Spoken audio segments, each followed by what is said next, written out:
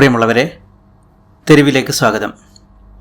തെരുവിൽ ഇന്ന് കഴിഞ്ഞ ദിവസം സോഷ്യൽ മീഡിയയിൽ ശ്രദ്ധിക്കപ്പെട്ട ഒരു വിവാഹത്തെക്കുറിച്ചാണ് സംസാരിക്കുന്നത്. ഈ വീഡിയോ നിങ്ങൾ അവസാനം വരെ കണ്ടിരിക്കാൻ പ്രത്യേകം അപേക്ഷ. ഈ നിക്കാഹ് ചെയ്യുന്ന നവദമ്പതികൾക്ക് എൻ്റെ എല്ലാവിധത്തിലുള്ള ആശംസയും പ്രാർത്ഥനയും. ഒരു ജീവിതത്തിലേക്ക് കടക്കുമ്പോഴുണ്ടാകേണ്ട എല്ലാ ഗൗരവവും ജീവിതത്തെക്കുറിച്ചുള്ള ഉൾക്കാഴ്ചയും ഈ കുട്ടികൾക്കുണ്ട് എന്നുള്ളതാണ് എൻ്റെ തോന്നൽ. കാരണം അത്രത്തോളം ഗൗരവത്തിലാണ് അവർ ജീവിതത്തെ വീക്ഷിക്കുന്നത്.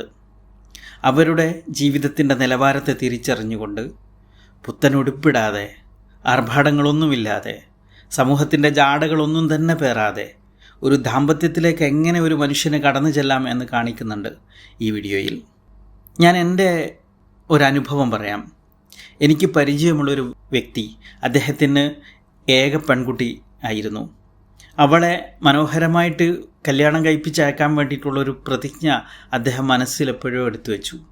പക്ഷേ അതിനനുസരിച്ചുള്ള സാമ്പത്തിക ശേഷിയൊന്നും അദ്ദേഹത്തിനുണ്ടായിരുന്നില്ല.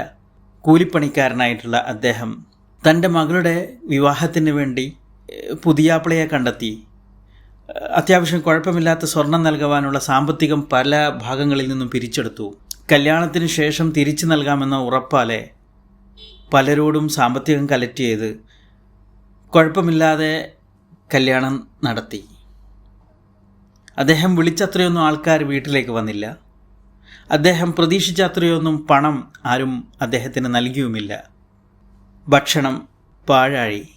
കല്യാണത്തിൻ്റെ പിറ്റേ ദിവസം മുതൽ കടം വാങ്ങിച്ചവരുടെ കുത്തൊഴുക്കായിരുന്നു വീട്ടിലേക്ക്. അദ്ദേഹത്തിന് സഹിക്കാൻ പറ്റുന്നതിലപ്പുറമായിരുന്നു കടബാധ്യത കൊണ്ടുള്ള അപഹാസം. വളരെ മോശപ്പെട്ടുള്ള വാക്കുകൾ കേൾക്കേണ്ടി വന്നു.